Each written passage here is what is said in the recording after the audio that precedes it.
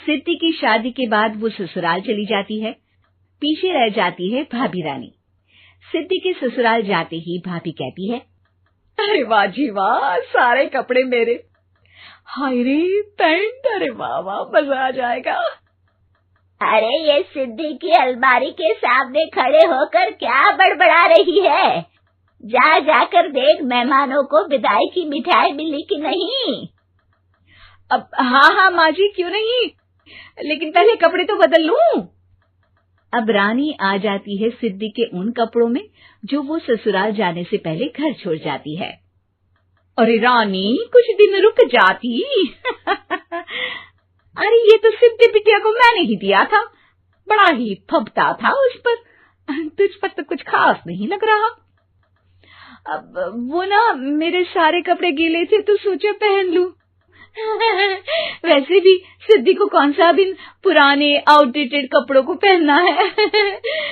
वैसे भी ये सूट तो मैंने तभी पहना था, वैसे खास है भी नहीं ये। हाँ ठीक है, लेकिन ना मेरी सिद्धि पर तो जमता था। सारे मेहमान चले जाते हैं और सिद्धि ससुराल से मायके पहली बार आती है। अपना घर, अपना कमरा, अपनी अलमारी। ये बोलकर जैसे ही सिद्धि अलमारी खोलती है तो सामने उसके कपड़ों की जगह कुछ और ही रखा होता है। माँ, जरा कमरे में तो आना। सास और रानी वहां पहुंच जाते हैं। रानी ने पहनी होती है सिद्धि की जींस और टी शर्ट। अरे भाभी, ये क्या? ये तो मेरी बड़ी ही महंगी टी शर्ट है, इसे आपने घर में क्यों पहनी है? अरे बहुत मिलती है दीदी ये चौक की मार्केट में, 150 में। ओ भाभी प्लीज, ये एरोपोस्टल है, 2000 की एक टी शर्ट। ओहो, 2000 में तो दीदी 4 साड़ी आ जाए। अब क्या बोलूं? भाभी, ये मेरी अलमारी में छोटू के कपड़े, तो मेरे कपड़े कहाँ हैं? मेरी अलमारी में? अब दीदी आपको कौन से पुराने कपड़े पहनने थे? माना भाभी, लेकिन मैं जब घर आती तो यही सब पहनती ना। अरे तुम तो बड़ी कंजूस हो दीदी। खैर, वक्त आता है जब सिद्धि ससुराल के लिए रवाना हो रही होती है। अरे रानी, अंदर से सिद्धि का गिफ्ट ले आ, लड़की पहली बार ससुराल से मायके आई है। रानी अंदर जाती है और एक सिंपल सी साड़ी लेकर बाहर आ जाती है। ये लीजिए माँ जी। सास बेटी को गिफ्ट देकर ससुराल भेजती है। अगले दिन रानी एक सुंदर सी साड़ी पहनकर सामने आती है। अरे रानी, ये तो वो साड़ी है जो मैंने सिद्धि को देने के लिए दी थी जब वो ससुराल ले जाती, लेकिन ये तूने कैसे पहन ली? अरे माँ जी, ये साड़ी तो मुझे बहुत पहले से ही पसंद थी, लेकिन चिंता ना करिए, मैंने सिद्धि के लिए भी अच्छी सी साड़ी दी है। हाँ। तभी सिद्धि का फोन आता है।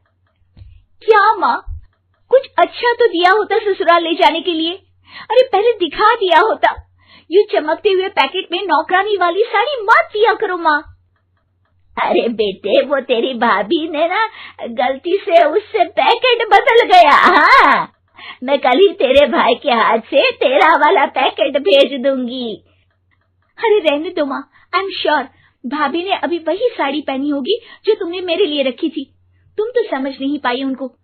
खैर छोड़ो, मैं ज्यादा बोलती अच्छी नहीं लगती, रहने दो, आपको उन्हीं के साथ रहना है, फिर बात करेंगे। सास को रानी पर गुस्सा आ जाता है। वो उसके कमरे में जाती है जहाँ वो शादी का एल्बम देख रही होती है। रानी, मार्केट जाकर एक ऐसी ही साड़ी लेकर आ, कल प्रतीक जाकर सिद्धि के घर दे आएगा। अरे क्यों माँ जी, कितनी साड़ी देनी है दीदी को? यहाँ कोई सेल लगी है क्या? अरे चुप कर, मेरे बेटी के हिस्से की साड़ी खुद पहन ली, अब ज्यादा ज्ञान बांट रही है। एक दिन सिद्धि का फोन आता है। माँ, मेरी सास ने आप सबको खाने पर बुलाया है। सारे लोग सिद्धि के ससुराल पहुंचते हैं।